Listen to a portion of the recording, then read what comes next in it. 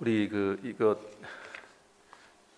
자료 좀 나갔죠. 그래서 이제 전도에 대해서 지난주 딱 반절했거든요. 오늘 나머지 하면서 좀 채우도록 하겠습니다. 그럼 먼저 한번 어떻게 이어지는가 확인하기 위해서 제가 쭉 한번 읽어보겠습니다. 자, 전도 신약성경 그 원어에는 유앙겔리온, 그래서 영어로는 가스펠, 또 복음, 복된 소식, 매우 기쁜 소식 이렇게 되어 있죠. 1번 보겠습니다. 전도란 무엇인가? 복음을 전하는 것이다. 구체적으로 이야기한다면 십자가에 못 박힌 그리스도를 전하는 것. 2번 고린도전서 15장 3, 4절 말씀에 성경대로 그리스도께서 우리 죄를 위해 죽으시고 성경대로 부활하신 것을 전하는 것. 3번 하나님께 대한 회개와 그리스도에 대한 믿음을 전하는 것. 4번 요한복음 14장 6절 예수님만이 하나님께 이르는 유일한 길임을 전하는 것. 5번 요한복음 3장 16절 예수님을 믿음으로 멸망하지 않고 영생을 얻음을 전하는 것. 6번 예수님의 피로 속량 곧 죄사함을 받는다는 것을 전하는 것. 이렇게 보았습니다. 이번에 왜 전도를 해야 되는가? 1번에 하나님의 명령이다. 이것은 반드시 명령이기 때문에 싫으나 좋으나 반드시 순종해야 할 영역이다 됐고요. 이번에는 왜 전도해야 되느냐? 하나님은 모든 사람이 구원을 받기 원하시기 때문이다. 우리가 하나님의 그 마음으로 나가는 거거든요. 세 번째 로마서 10장에서는 전도해서 들려주어야 믿을 수 있기 때문이다. 네 번째는 바로 예수님의 제자를 삼기 위해서. 자, 그 다음에 이제 큰 세 번째, 전도할 때 성경 말씀을 신뢰하고 그 말씀을 전해야 되는 이유가 무엇인가? 1번에는 복음은 믿는 자에게 구원을 주시는 하나님의 능력이 되기 때문이다. 복음은 하나님의 말씀이죠. 두 번째는 바로 그 예수님 말씀이요, 예수님 말씀이 영이요 생명이다. 우리가 하나님의 말씀을 대신 전하잖아요. 그 예수님 말씀이 바로 영이요 생명이 된다. 세 번째, 하나님 말씀은 살아있고 활력이 있다. 네 번째, 하나님 말씀에 생명력이 있다. 이런 내용 보게 됐습니다. 누가 전도해야 되는가? 바로 성령을 받은 자, 구원 받은 자, 우리 모두에게 주어진 책임이라는 겁니다. 우리가 이제 교회에서 봉사할 때 가장 부담이 되고 참 어려운 것이 전도하는 거거든요. 다른 건 다 하겠어도 이 전도는 못 하겠다. 솔직히 이거 솔직한 심정인 것 같아요. 교회 봉사, 청소 봉사, 교회 학교, 찬양대, 그건 할 수 있겠는데 이게 전도가 그렇게 참 어려운 것 같습니다. 자, 오늘 그 동영상을 먼저 한번 좀 보겠습니다. 우리 불 꺼주시고, 참 이렇게도 참 전도하는 선교사가 될 수 있는가에 대한 한번 도전을 받도록 해보겠습니다.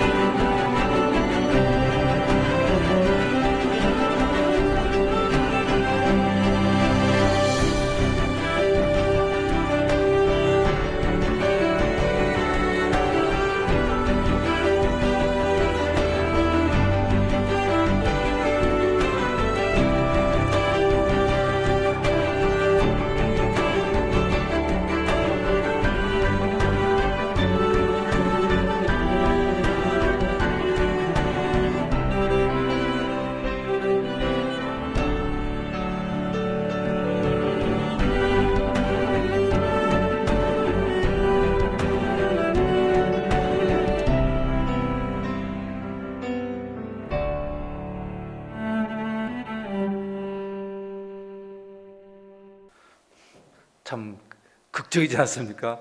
뭐 아프리카 가서 그 마사이 부족이기 때문에 뭐 국제 공용어 뭐 영어가 통하겠습니까? 뭐가 통하겠습니까? 그냥 죽기 직전에 그냥 하나님께 지혜를 구해가지고 yes, no, okay. 어떻게 그 질문과 답이 맞았을까요? 참 하나님의 역사가 참 오묘한 것 같습니다. 자, 그러면 우리 5번 전도인의 올바른 자세 5번 있죠. 이제 말씀을 같이 보면서 살펴보도록 하겠습니다. 자, 전도인의 올바른 자세 마가복음 8장 38절입니다. 같이 한번 읽어보겠습니다. 자, 시작. 누구든지 음란하고 죄 많은 세대에서 나와 내 말을 부끄러워하면 인자도 아버지의 영광으로 거룩한 천사들과 함께 올 때에 그 사람을 부끄러워하리라 그랬습니다. 이 시대를 예수님이 어떻게 얘기하냐면 음란하다. 참 그리고 참 죄가 많다. 근데 이 시대에서 예수님과 예수님의 말씀을 부끄러워하게 되면 그 인자는 예수님 자신을 가리키는데요. 예수님이 하나님 아버지의 영광으로 거룩한 천사들과 함께 이 땅에 올 때 그 사람도 부끄러워하리라. 뭐 모른다고는 안 하실 것 같은데 우리가 이제 예수님 믿는다고 한다면 참 어떻게 뭔가 좀 외면하고 좀 뭔가 부끄러움에 처하게 된다는 그런 얘기지 않습니까? 정말 음란한 시대, 이 죄 많은 시대에서 나 예수님 압니다. 나 예수님 믿어요. 이렇게 하는 것이 쉬운 건 아니죠. 오히려 오랫동안 함께 하다가 너 교회 다녀? 우리 이런 말 들으면 안 되겠어요. 오래 아는 사이였는데 그래? 너 예수 믿어? 이렇게 들으면 안 될 것 같아요. 그냥 우리가 어디서든지 예수님과 동일시한다는 말이잖아요. 동일시. 나 예수님 믿는다. 너 왜 그렇게 하지 않아? 나 신앙의 양심 때문에 하지 않아. 이렇게 이야기할 수도 있잖아. 너 왜 그렇게 하니? 내 믿음이 그래. 야, 너는 일요일 날 또 도로도 안 가냐? 나는 그게 내 신앙인으로서 나는 내 의무지만 난 그 기쁨이 돼. 이게 주님과 주님의 말씀을 부끄러워하지 않고 그걸 동일시할 수 있다는 거, 이게 중요한 것 같습니다. 그래서 전도한다고 하는 거 뭐냐면 내가 입을 열어서 그 예수님과 그분의 그 말씀을 전하는 것을 부끄러워하지 않아야 돼요. 이렇게 역으로 말한다면 정말 자랑스러워하는 거죠. 두 번째, 고린도전서 2장 4, 5절 말씀입니다. 같이 보겠습니다. 내 말과 내 전도함이 설득력 있는 지혜의 말로 하지 아니하고 다만 성령의 나타남과 능력으로 하여 너희 믿음이 사람의 지혜 있지 아니하고 다만 하나님의 능력에 있게 하려 하였노라. 사도 바울의 그 말인데요. 사도 바울이 말을 하고 전도를 할 때 우리 인간적인 지혜가 있지 않습니까? 설득하는 거죠. 이건 이렇고 저렇고 그런 인간의 그런 지식과 지혜를 동원하지 않았다. 성령의 나타남이 있었다. 이게 성령이 도와주시는 거예요. 사도 바울이 말을 하고 전도할 때 날카로운 논리적인 그것도 필요하겠지만 그것보다는 내가 말하고 전도할 때 성령께서 나와 함께 하셨다. 성령이 나타나셨다. 그리고 능력으로 했다. 성령의 능력이 나타났다. 그래서 너희가 믿는 믿음이 그 인간적인 지혜에 있지 아니하고 정말 하나님의 능력이 있게 하였다. 이렇게 하는 거죠. 그래서 우리가 전도할 때도 물론 논리적으로 말을 잘 해야 되겠지만 그런 인간적인 설득하려고 하는 그 지혜를 뛰어넘어서 정말 하나님과 성령이 역사하고 나타나도록,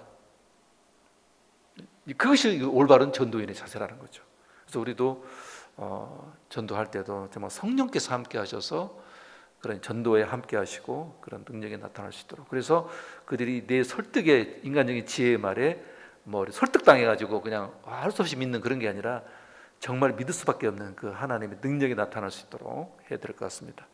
그럼 세 번째, 데살로니가전서 1장 5절 말씀 시작.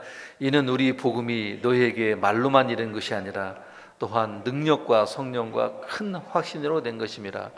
우리가 너희 가운데서 너희를 위하여 어떤 사람이 된 것은 너희가 아는 바와 같으니.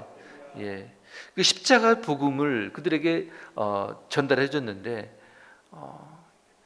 하나님의 능력으로 함께 있다는 거죠. 그다음에 성령으로 큰 확신으로. 이게 사도 바울 자신도 여기에 대한 분명한 믿음과 확신이 있었던 거죠. 그리고 또 그 전도할 때에 너희 가운데 너희를 위해서 내가 어떤 삶을 살았는가를 알지 않느냐. 그러니까 부끄럼 없이 정말 그들에게 본이 되는 그런 전도인의 삶을 살았다, 이렇게 고백을 하죠. 그래서 우리가 전도할 때 복음을 말로만 아니라 하나님의 능력과 성령과 큰 확신으로 전해야 되겠습니다. 네 번째, 사도행전 4장 29절입니다. 시작. 주여 이제도 그들의 이호팜을 굽어 보시옵고 또 종들로 하여금 담대히 하나님의 말씀을 전하게 하여 주시옵소서. 예, 이때 이제 사도들이 지금 예루살렘을 중심으로 해서 막 복음을 막 전하기 시작했거든요. 예수님을 믿지 않는 그 유대인들 입장에서는 이거 완전히 그 이단 괴수라고 생각했거든요.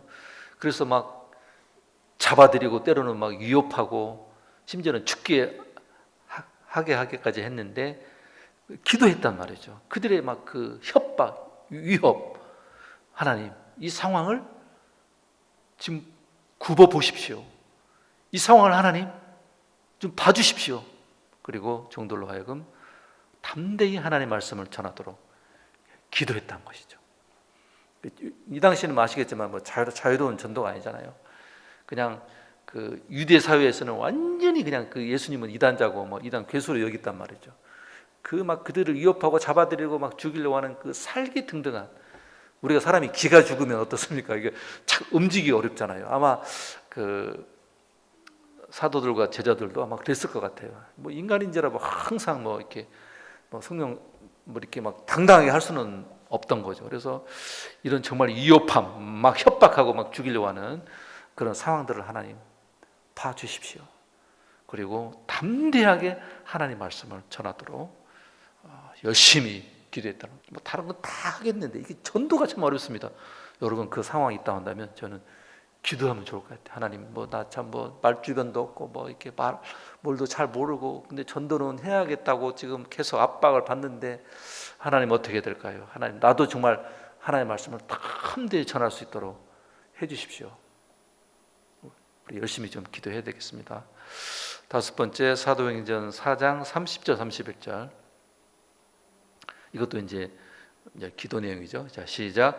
손을 내밀어 병을 낫게 하옵시고 표적과 기사가 거룩한 종 예수의 이름으로 이루어지게 하옵소서 하더라.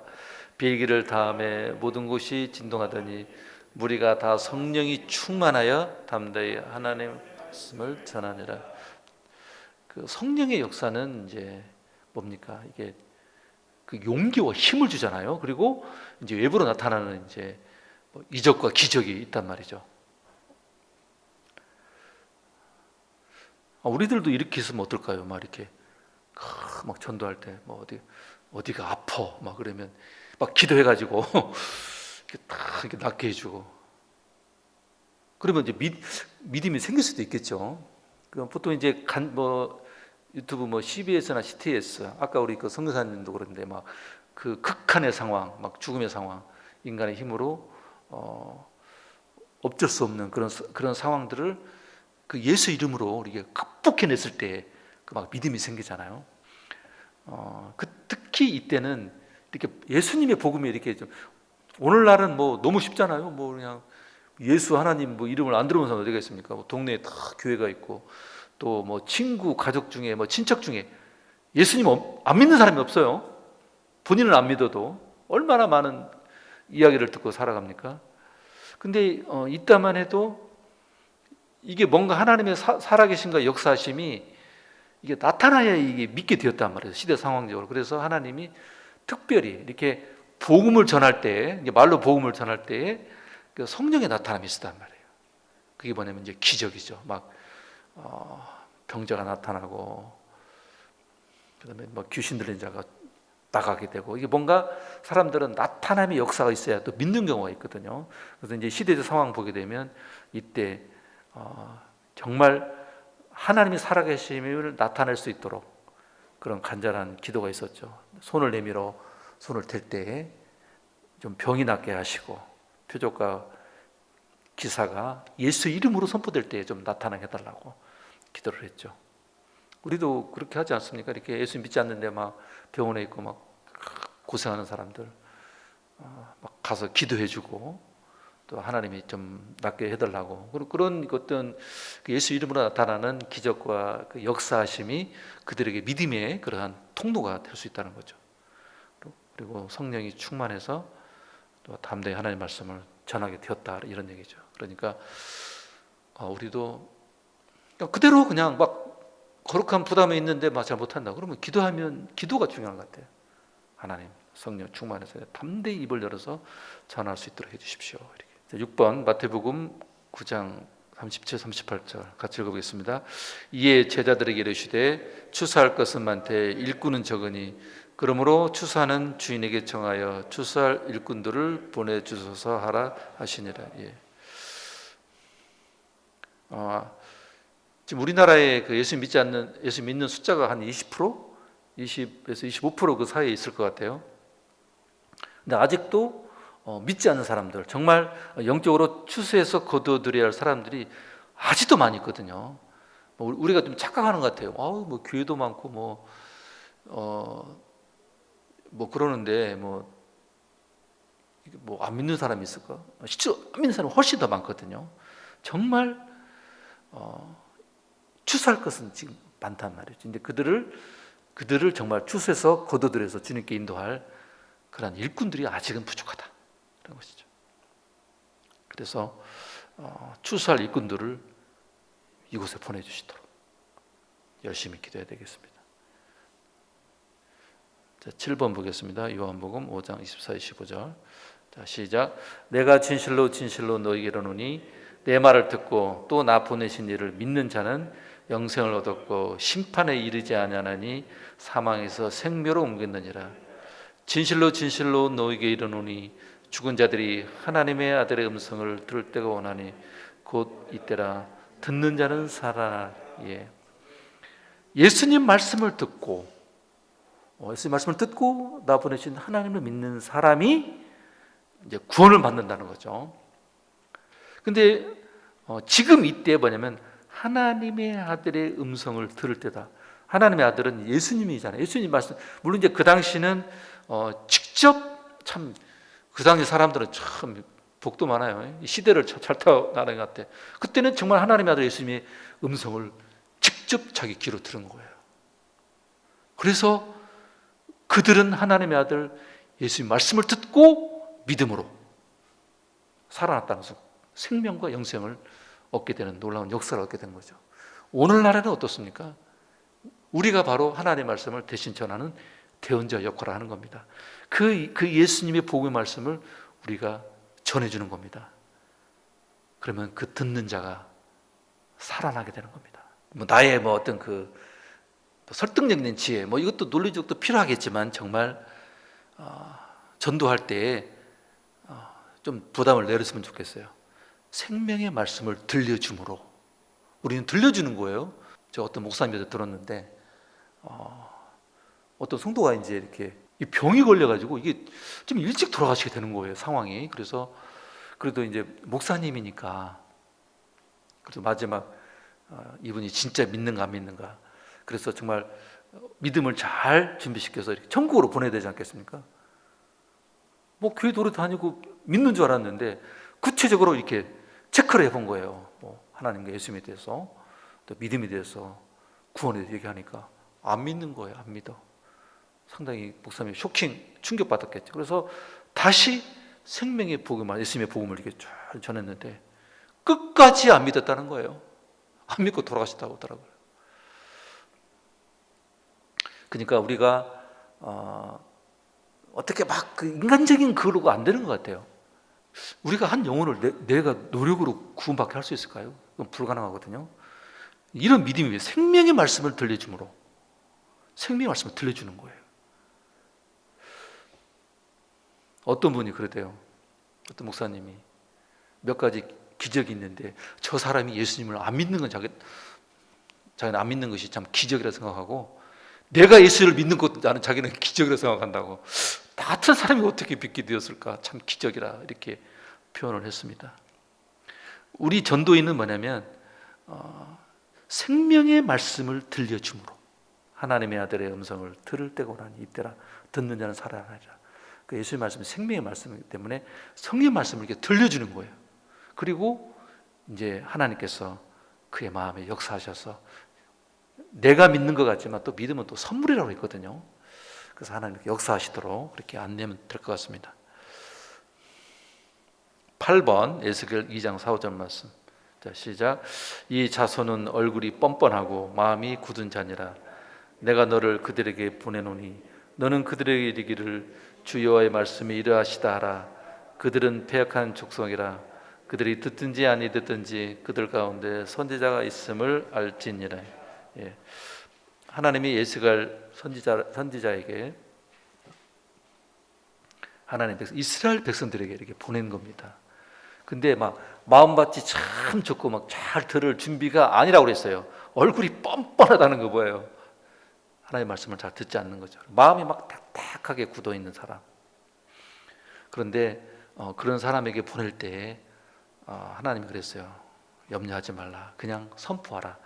하나님의 말씀이 이러하시다. 그리고 그들이 듣든지 아니 듣든지 하나님의 말씀이 이러하다. 이렇게 전도하라는 겁니다. 우리는 막 대부분 알잖아요. 저 인간 정말 저 사람 안 들을 것 같은데. 그렇게 속단하지 말고 상대방의 그 반응을 두려워하지 말라. 하나님은 에스겔 선지자에게 미리 얘기했습니다. 그 사람들 뭐 그렇게 잘 들을 사람이 아니야. 얼굴도 뻔뻔하고 말이에요. 목이 딱 굳어서 뭐 들으려고 하지 않고 마음도 단단하거든. 그래도 너 가야 돼. 막 반대하고 온갖 숨어 있어도 하나님의 말씀이 이러하다. 이렇게 담대하게 선포해달라는 거죠. 듣든지 아니 듣든지 하나님의 말씀을 좀 들려줘라라고 하는 거죠. 그래서 우리는 전도인들은 이게 상대방의 반응에 너무나 막 예측한다든지 또 상대방의 반응이 막 너무 안 좋다든지 이거 상관없이 그냥 정말 온유한 마음으로 이러이러해 하나님 말씀이 이렇게 있어 이렇게 전도하라는 겁니다. 그 다음에 베드로전서 3장 15절 말씀 보죠. 다음 장 있죠. 자, 시작. 너희 마음에 그리스도를 주로 삼아 거룩하게 하고 너희 속에 있는 소망에 관한 이유를 묻는 자들에게는 대답할 것을 항상 예비하되 온유와 두려움으로 하고. 예. 전도인의 삶을 산다고 하는 것은 먼저 그 예수님을 나의 삶의 주인으로 삼는 거예요. 그리고 너희 속에 있는 소망에 관한 이유는, 우리 속에 있는 소망이 누굽니까? 예수님이거든요. 또 예수님 왜 믿어? 너의 그 믿음, 희망, 소망 거기에 대해서 묻는 경우가 있어요. 그러면 대답할 것을 항상 미리 준비해줘라. 온유함과 두려움으로.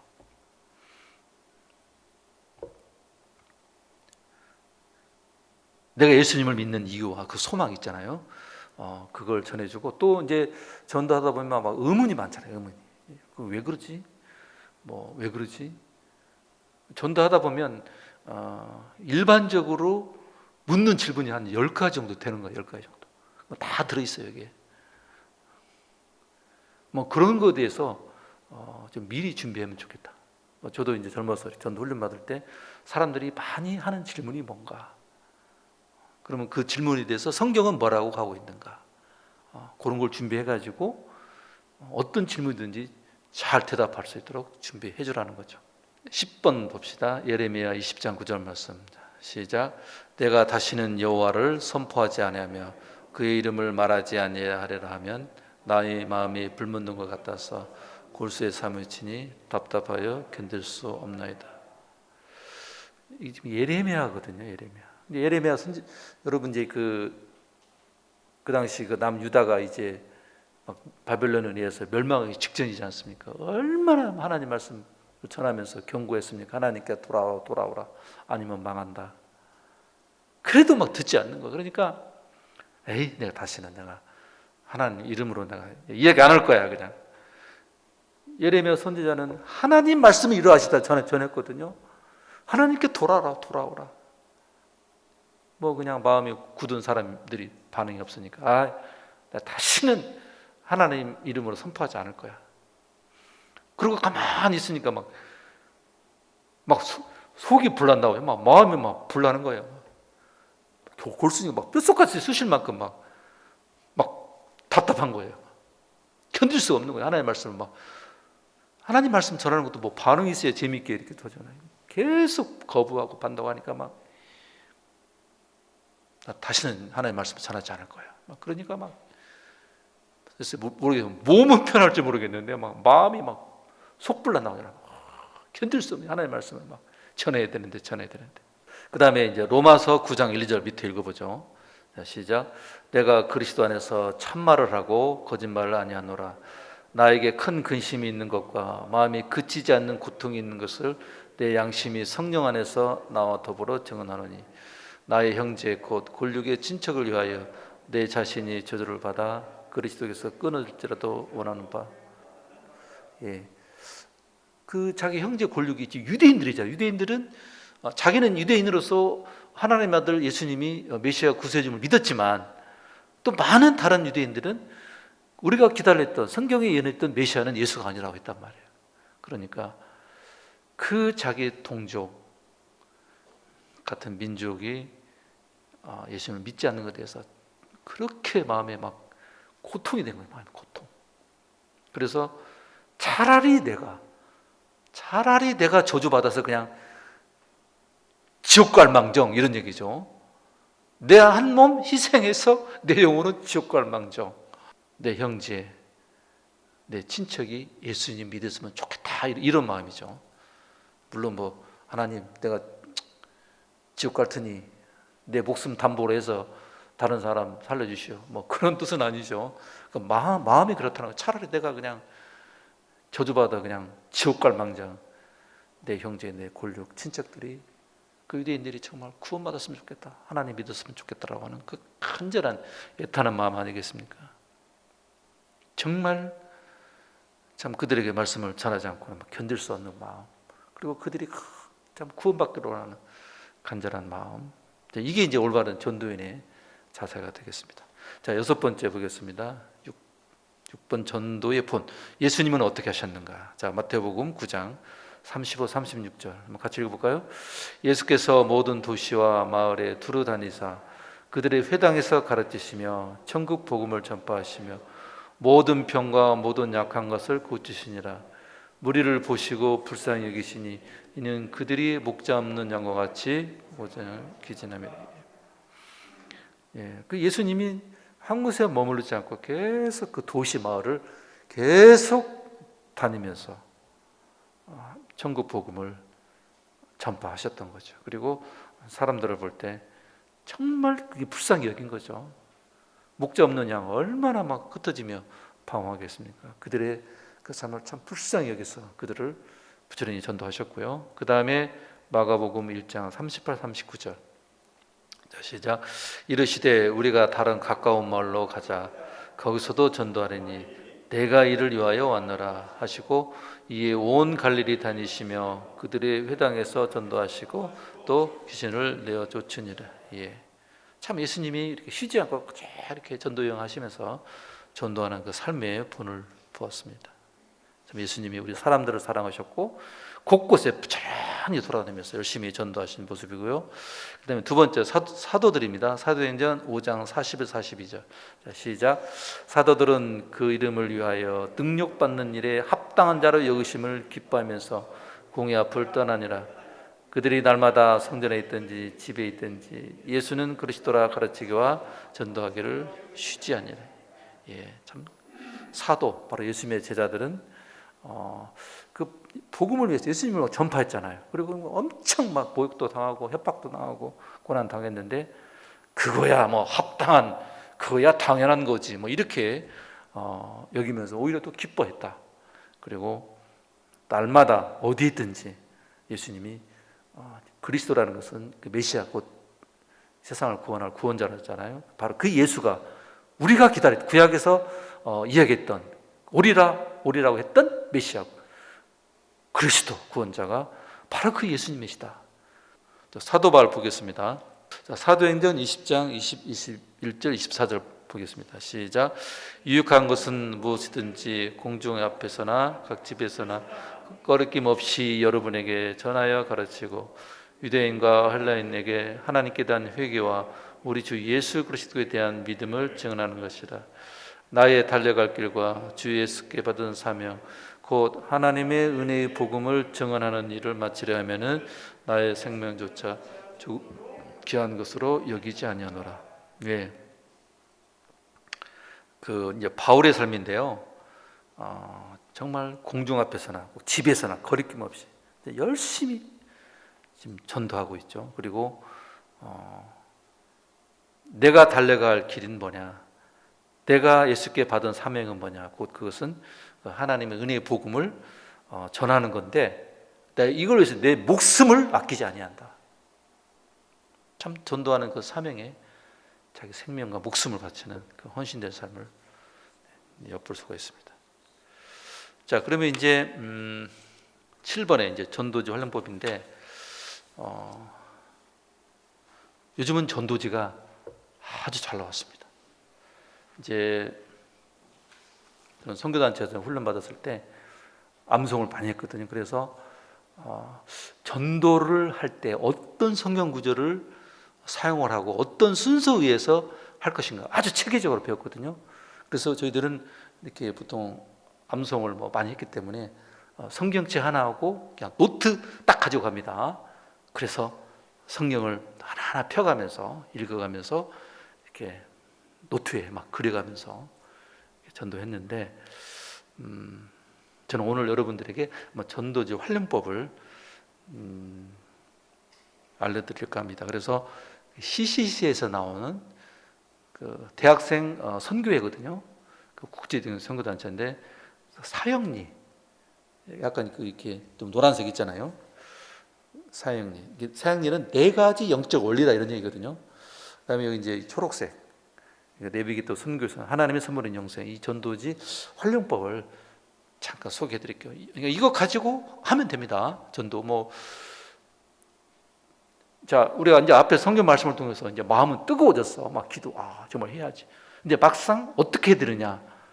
여기에 걸리면 또 이게 우리 못 나가거든요. 그래서, 제가 하는 것처럼 막 암송 많이 해가지고 막 다 펴가면서 막 순서대로 그렇게 안 해도 될 것 같아요. 이 전도지가 너무 잘 나와서. 그리고 전도지도 요즘 크게 나와가지고 참 읽기도 좀 편한 것 같아요. 자, 그러면, 사형리를 있잖아요. 그 유튜브에서 그 샌드 아트라고 있어요. 뭐냐면 이렇게 투명한 판이 있어요. 밑에 형광도 있고 아크릴 투명한 판이 있고 거기에 모래로 이렇게 해가면서 이렇게 막 그림을 그리는 거예요. 그렇게 해가지고 자기가 말하고자 하는 것을 설명하더라고요. 그래서 유튜브에 사형리 샌드 아트 그러면 바로 나옵니다. 근데 이게 너무 잘 만들어가지고 막 중국판으로 막 아시아판, 영어판으로 막 나갔다는 거예요. 한국서 그 모래로 하는 그건데 저는 여러분 이걸 보시고 유튜브 다 되잖아요. 사형리 샌드 아트 딱 치면 탁 나옵니다. 그럼 한번 같이 들어볼까 하면 됩니다. 한 5분짜리인데 5분 만에 복음을 다 충분히 설명할 수 없지만 핵심 내용을 너무나 잘 만든 것 같습니다. 그거 한번 틀어주시죠. 불 끄고요. 자, 이 노란 거 있잖아요. 요것을 그냥 5분 만에 아주 그냥 보시겠습니다.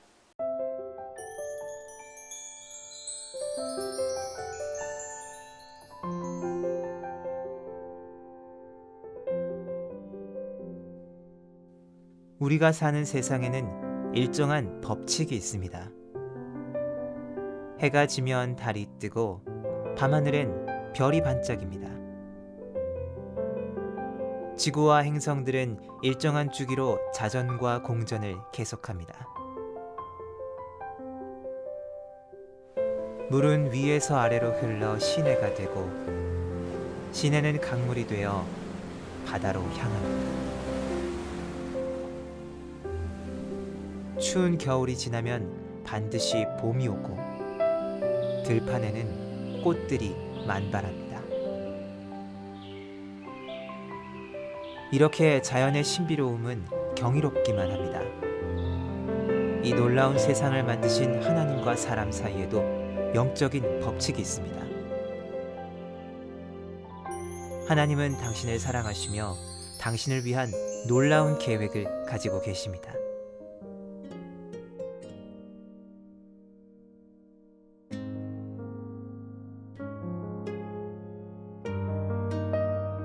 그런데 왜 많은 사람들은 하나님의 사랑과 계획을 알지 못하고 있을까요?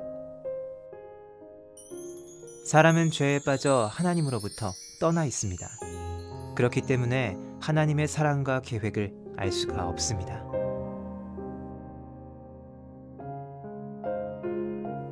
본래 사람은 하나님과 연결되어 있었습니다.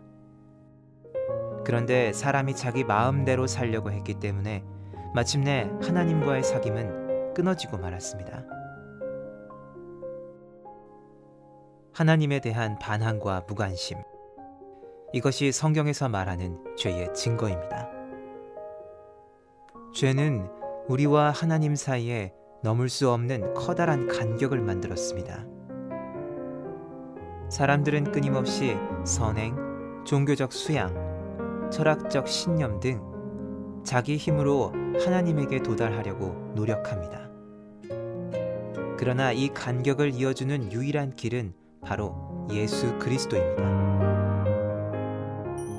예수 그리스도만이 사람의 죄를 해결할 수 있는 하나님의 유일한 방법입니다.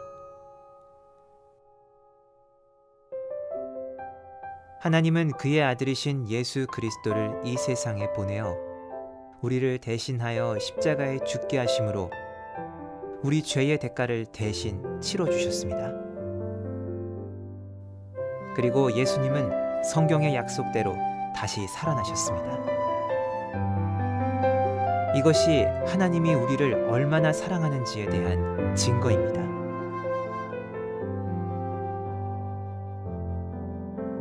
그러나 이 세 가지 메시지를 아는 것만으로는 충분하지 않습니다.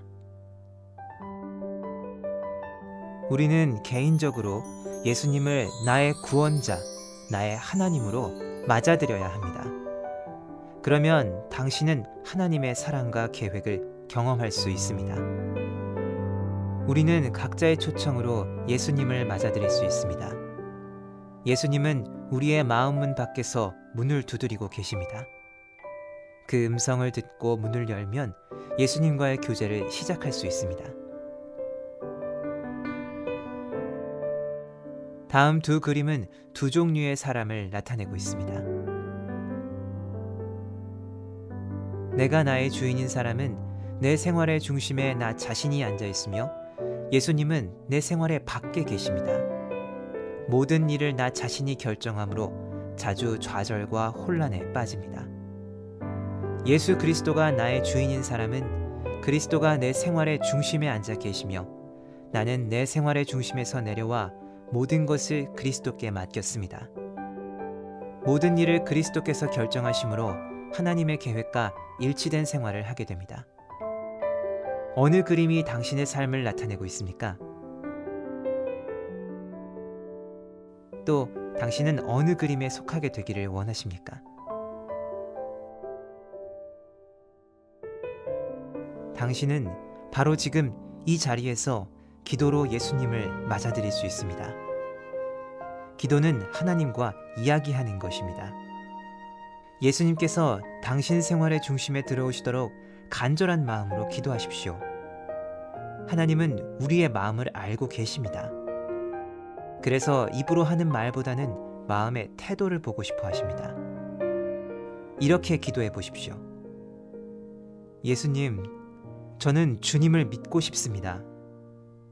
십자가에서 죽으셔서 내 죄의 대가를 치러주시니 감사합니다.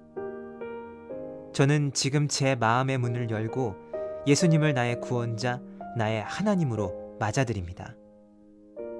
저의 죄를 용서하시고 영원한 생명을 주심을 감사합니다. 예수님의 이름으로 기도합니다. 아멘. 이 기도가 마음에 드십니까? 그렇다면 바로 지금 이 기도를 드리십시오.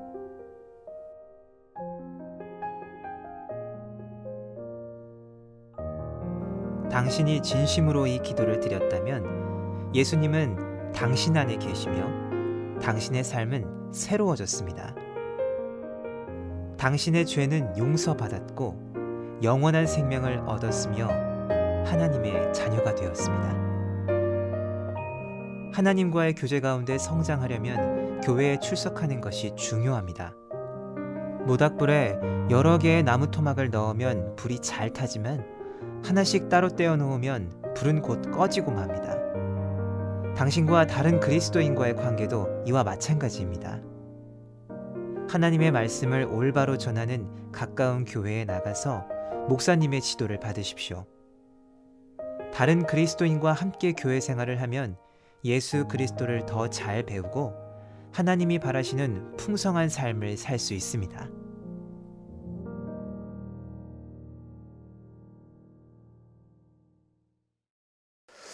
이게 한 5, 6분 되는데 유튜브 다 나와 있거든요. 뭐 이렇게 데이터도 뭐 많은 것도 아니기 때문에 그냥 야 친구야 너 이거 한번 같이 보자. 전도 됩니다. 아니면 그 요즘 뭐 공유하잖아요. 뭐 카톡으로 해가지고 공유 딱 해서 보내놓고 전화 한 통 하잖아요. 야 한번 또 한번 그냥 진지하게 한번 좀 봤으면 좋겠다. 훌륭한 전도가 됩니다. 제 생각에는 일단 이렇게 읽는다고 이걸 처음 듣는 사람이 예수님 이해하고 믿을 수 있겠지만 또 쉽지 않거든요. 저는 이런 걸 이렇게 활용하고 싶어요. 일단 이걸 이렇게 잘 설명을 하고 그 다음에 이걸 활용하면 좋겠어요. 한번 여기 한번 펴보실까요? 이쪽인데 이쪽. 같이 보고 읽어주면 되거든요. 제가 뭐 끝까지는 아니라도 제가 한번 요령을 알려드릴게요. 이쪽 보게 되면 자 이렇게 합니다. 아무개야 이거 봐라, 이게 참 자연 멋있지 않니? 근데 자연계에 법칙이 있듯이 그대로 읽으면 됩니다. 하나님과 사람 사이에도 영적인 원리가 있어. 제1 원리는 뭐냐면 하나님은 너를 사랑하시며 너를 위한 놀라운 계획을 가지고 계신데, 그래서 하나님의 사랑은 이렇게 말하고 있어. 하나님이 세상을 이처럼 사랑 독생자 곧 외아들 예수 그리스도를 보내셨는데 이는 그를 믿는 자마다 멸망하지 않고 영생을 얻게 하려 하십니다. 하나님이 우리 인간을 정말 사랑하시기 때문에 우리를 구원하시기 위해서 독생자 외아들 예수님을 이 땅에 보내셨어. 그래서 예수님 믿는 자마다 영생을 얻게 되는 거지. 오른쪽입니다. 하나님의 계획. 바로 예수 그리스도께서 말씀하시기를 내가 온 것은 양 곧 너를 위해 생명을 얻게 하고 더 풍성히 얻게 하려는 것이다라고 하셨어. 하나님의 계획은 너가 생명을 얻을 뿐만 아니라 너의 삶이 정말 풍성하고 행복해지기를 바라거든. 그런데 왜 많은 사람들이 이 풍성한 삶을 누리지 못하고 있을까? 그 이유는 다음과 같아. 그래서 4쪽 넘겨보죠. 자, 제2의 원리는 뭐냐면 사람은 죄에 빠져 하나님으로부터 떠나 있습니다. 그러므로 하나님의 사랑과 계획을 알 수 없고 또 그것을 체험할 수 없습니다. 자, 왼쪽 그럼 사람은 죄에 빠져 있습니다. 모든 사람이 죄를 범하였음에 하나님의 영광에 이르지 못하더니 라고 했습니다. 본래 사람은 하나님과 사귀며 살도록 창조되었습니다. 그런데 사람이 자기 마음대로 살려고 했기 때문에 마침내 하나님과의 사귐이 끊어지고 말았습니다. 사탄의 유혹에 빠져 하나님의 계명을 어겨 죄를 짓고 에덴 동산에서 쫓겨나는 아담과 하와의 이 왼쪽 그림 모습이야. 그다음에 하나님 없이 제 마음대로 사는 사람은 적극적일 때는 하나님께 반항하게 되며 소극적일 때는 하나님에 대하여 무관심하게 되는데 이것이 바로 성경이 말하는 죄의 증거가 되는 거야. 오른쪽 보세요. 6조 아니요 5조 오른쪽. 사람은 하나님으로부터 떠나 있습니다. 죄의 싹은 사망이라고 했습니다. 여기서 사망이란 영적으로 하나님으로부터 떠나 있는 상태를 말합니다. 하나님은 거룩하시며 사람은 죄에 빠져 있습니다. 그리하여 이 둘 사이에는 커다란 간격이 생겼습니다. 위에는 거룩하신 하나님과 밑에는 죄에 빠진 인간이 있습니다. 그 다음에 사람은 끊임없이 선행, 철학, 종교 등의 자기 힘으로 하나님께 도달하여 풍성한 삶을 누려보려고 애쓰고 있습니다. 이 간격을 이어주는 유일한 길을 제3원리에서 설명하고 있습니다. 이렇게 보죠. 제3원리, 예수 그리스도만이 사람의 죄를 해결할 수 있는 유일한 길입니다. 당신은 그를 통하여 당신에 대한 하나님의 사랑과 계획을 알게 되며 그것을 체험하게 됩니다. 그는 우리 죄를 대신하여 죽으셨습니다. 우리가 아직 죄인 되었을 때 그리스도께서 우리를 위하여 죽으심으로 하나님께서 우리에게 대한 자기 사랑을 확정하셨느니라. 여기 십자가 있잖아요. 잠깐 설명하면 되겠죠. 우리가 죄인 되었을 때 예수님이 우리 죄를 위해서 십자가 대신 죽으셨다. 그다음에 오른쪽, 그는 또 죽음에서 살아나셨습니다. 그리스도께서 우리 죄를 위해 죽으시고 장사진에 되었다가 성경대로 사흘 만에 다시 살아나사 게바에게 보이시고 후에 12제자에게와 그 후에 500의 형제에게 일시에 보이셨나니라고 했습니다. 예수님은 못 박혀 죽으시고 무덤에 묻히신 다음에 3일 만에 다시 살아나셨고, 이렇게 수많은 사람들 앞에서 자신이 살아나신 모습을 보여주었죠. 그럼 7조, 예수 그리스도만이 하나님께 이르는 유일한 길입니다. 예수 그리스도께서 말씀하시기를 내가 곧 길이요 진리요 생명이니 나로 말미암지 않고는 아버지께로 올 자가 없느니라. 자, 이 그림에처럼 하나님과 사람을 연결할 수 있는 유일한 한 가지 길은 바로 예수님이시라는 거죠. 그래서 예수님을 통해서만 하나님 아버지께로 갈 수 있다는 거죠.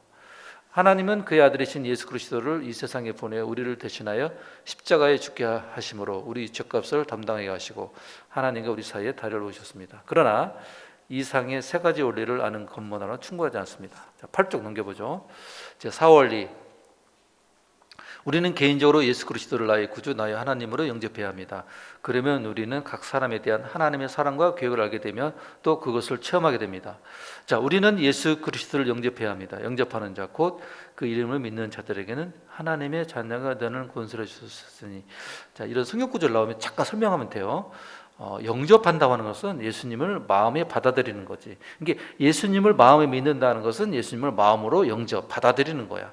자, 가운데 그림, 우리는 믿음으로 예수 그리스도를 영접합니다. 너희가 그 은혜를 인하여 믿음으로 말미암아 구원을 얻었나니 이것이 너희에게서 난 것이 아니요 하나님의 선물이라.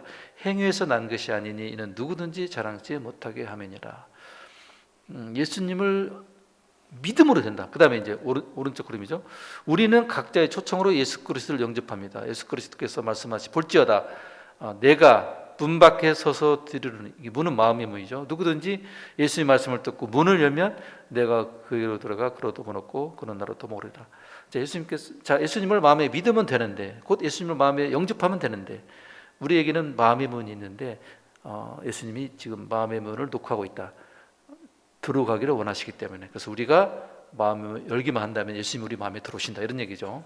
자, 그다음에 이제 9쪽 보죠. 그리스도를 영접한다는 것은 중심에서 하나님 중심, 나 중심에서 하나님 중심으로 바뀌는 것이며 내 안에서 들어오셔서 내 죄를 용서하시고 그분의 원하시는 사람이 되도록 그리스도께 나를 맡기는 것입니다. 예수 그리스도 말씀에 지적으로 동의한다든가 감정적으로 경험만으로는 충분하지 않습니다. 우리는 의지의 행위인 믿음으로 예수 그리스도 영접합니다. 그리고 이제 이 그림 설명 있잖아요. 내가 나의 주인 그림, 내가 내 인생의 왕자의 나 자신이 앉게며 그리스도는 내 인생 밖에 있고, 그래서 모든 일을 나 자신이 다 해야 되기 때문에 자주 혼란과 좌절을 느끼게 된다. 그다음 오른쪽은 예수 그리스도가 나의 주인인 사람, 그리스도가 내 인생의 왕자에 앉아 계시고 나는 인생의 왕자에 내려와 모든 것을 바로 예수님께 맡긴다. 모든 일을 예수님께 주관하시도록 하심으로써 하나님의 계획과 일치된 생활을 하게 된다. 자, 어느 그림이 당신의 삶을 나타내고 있습니까? 또 당신은 어느 그림에 속하게 되길 원하십니까? 자, 넘겨보죠. 10조. 다음은 예수 그리스도를 어떻게 영접하는지를 설명해 줍니다. 당신은 바로 지금 이 자리에서 기도로 그리스도를 영접할 수 있습니다. 기도는 하나님과 이야기하는 것입니다.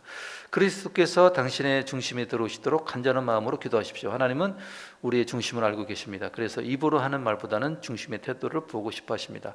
이렇게 기도하십시오. 주 예수님, 나는 주님을 믿고 싶습니다. 십자가의 죽으심으로 내 죄값을 담당하시니 감사합니다. 지금 나는 내 마음의 문을 열고 예수님을 나의 구주, 나의 하나님으로 영접합니다. 나의 죄를 용서하시고 영생을 주심을 감사합니다. 나를 다스려 주시고 나를 주님이 원하시는 사람으로 만들어 주옵소서. 예수님 이름으로 기도합니다. 자, 이 기도가 당신의 마음에 드십니까? 그렇다면 지금 이 기도를 들으십시오. 그러면 예수 그리스도가 그가 약속하신 대로 당신 안에 들어오시게 됩니다. 자, 예수님을 마음에 영접하도록 초청하는 기도잖아요. 그리고는 이제 여기서 이제 상대방의 마음을 물어봐야 되겠죠.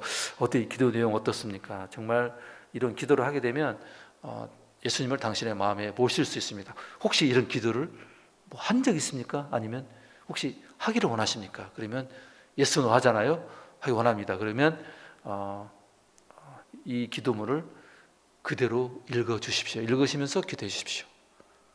그리고 내가 당신을 위해서 기도하겠습니다. 이렇게 마치면 되거든요. 그 다음에 이제 영접하는 기도 했잖아요. 그러면 그리스도가 당신 오른쪽 11조 오른쪽 그리스도가 당신 안에 계시면 어떻게 할 수 있을까요? 그 다음에 성경은 예수 그리스도를 영접하는 모든 사람에게 영원한 생명을 이제 구원의 확신을 이렇게 좀 잠깐 이렇게 해주고요. 그 다음에 이제 12쪽 13쪽 요거 이제 예수님을 그가 마음에 이제 이 내용은 뭐냐면 그가 예수님 마음에 영접했다고 한다면 영접했다는 의미가 무엇인가를 다시 한번 설명하고 그 확신을 갖도록 도와주는 겁니다. 그리고 14쪽 15쪽은 저는 전도지에 이런 거 안 넣었으면 좋겠어요. 그냥 예수님을 영접함으로 구원받는다. 그러면 14, 15쪽 하면은 뭔가 막 활동을 해야만이 막 교회 나가만이 막 구원받는 것처럼 이렇게 오해할 수 있단 말이에요. 이것은 이제 앞으로 신앙생활을 유도하는 거지만 뭐 이런 거 너무 강조 안 해도 될 것 같아요. 14, 15쪽은 이제 그가 이제 나중에 이제 교회 생활을 하도록 하려면 이제 안내하시되 뭐 13쪽까지만 해도 뭐 충분히 될 것 같습니다. 저는 이제 빨리 했는데 이렇게 읽어주면 돼요. 이렇게 좀 잠깐 볼래? 뭐 그림 있으면 그림도 설명해주고 하면 천천히 이렇게 또 성경 구절 있으면은 그냥 읽는 걸로 끝나지 말고 다시 한번 조금 더 다시 한번 좀 쉽게 설명해주고 이렇게 해서 하면 이거 훌륭한 전도가 될 것 같아요. 그 다음에 여기 이제 내비게이터나 하나님의 선물의 영생 이것도 똑같습니다. 똑같아요. 근데 여기는 이제 성경 구절이 좀 많이 나와 있는데 이것도 마찬가지예요. 성경 한 구절을 읽고 성경 구절을 조금 설명하면 좋을 것 같아요. 이렇게 그림이 잘 나와 있잖아요. 이렇게 읽고 읽으면서 그림도 설명해 주면서 이렇게 내용은 뭐 거의 비슷하거든요. 뭐 어느 것을 사용해도 좋습니다. 그러니까 아까 사영리 그 유튜브 뭐 동영상도 좋고 그 다음에 해줬습니다. 저는 이제 대학 들어가서 선거단체에서 전도하는 막 마음은 뜨거웠는데 어떻게 전도할 줄 모르니 방법을 몰라가지고 막 속이 탔거든요. 근데 선배가 어떻게 전도하라 그래가지고 지금도 기억나네요. 제 여동생 교회 다니고 있는 사람에게 전도하는 게 제일 좋아요. 왜냐면 교회는 다니는데 구원에 확신이 없는 거가 있어요.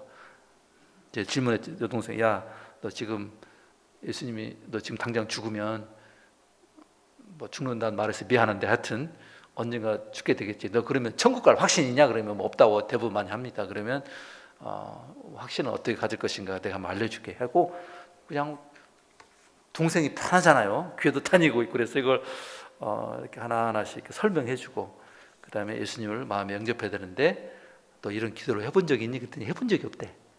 기도를 많이 하는데 이건 구체적으로 영접하는 기도잖아요. 해보겠니? 그랬더니 하겠대. 그래서 다 영접하는 기도 하더라고요. 그랬더니 얘가 오빠 고마워 이제 뭐 확신이 생긴다 봐. 그래서 그럼 예수님이 지금 어디 있다 생각하느냐? 내 마음에 있다 생각한다고. 물론 교회를 잘 다니고 있는 사람이니까 전도하기 쉽죠. 그래서 이렇게 가족들에게 전도해도 괜찮아요. 이게 왜냐면 교회 다니고 있으니까 예수 믿겠지 그렇게 생각하지 마시고 또 확신이 없는 거가 있거든요.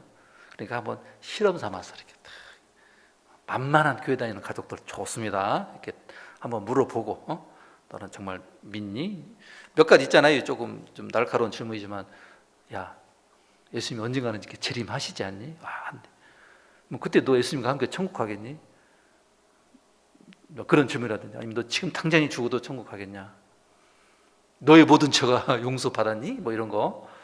그 다음에 예수님이 네 안에 있니? 이런 똑같은 얘기예요. 뭐 너 영생을 얻었니? 똑같은 질문입니다. 이게 뭐 다 같은 맥락에서 구원에 대한 질문이잖아요. 너 지옥 가지 않고 천국 갈 수 있겠니? 다 같은 말이잖아요. 그렇게 질문해가면서 만만하게 교회 다니는 우리 친구, 형제, 자매들 만만하잖아요. 그러면 뭐 그런 좀 조금 질문을 해봐요. 그러면 대부분 반반이야 반반. 될 것 같기도 안 갈 것 같기도 하고. 그때 한번 들어보겠니 해서 한번 실습해보세요. 만만하니 참 좋습니다. 이야기하면 잘 듣습니다. 교회도 잘 다니고 있기 때문에 뭐 자녀에게도 좋습니다. 예예, 너 뭐 한번 들어볼래? 이런 거 이렇게 해서 한번 전도해 보시고, 그 다음에 이제 뭐 우리 친구들 얼마든지 이렇게 할 수 있지 않을까요? 이 전도지를 활용하면 좋을 것 같고, 제 생각은 이제 이게 좀 비싸요. 이거 하나에 뭐 400원, 500원 그래요. 막 이렇게 뭐 전도할 때 동네에서 막 나눠 드시면 안 될 것 같아요. 요것은 내가 직접 그 사람에게 대면해서 이걸 활용하는 거니까. 제 생각에는 이제 여기 뭐 기독 서점 가면 이런 게 돼 있단 말이에요. 기도.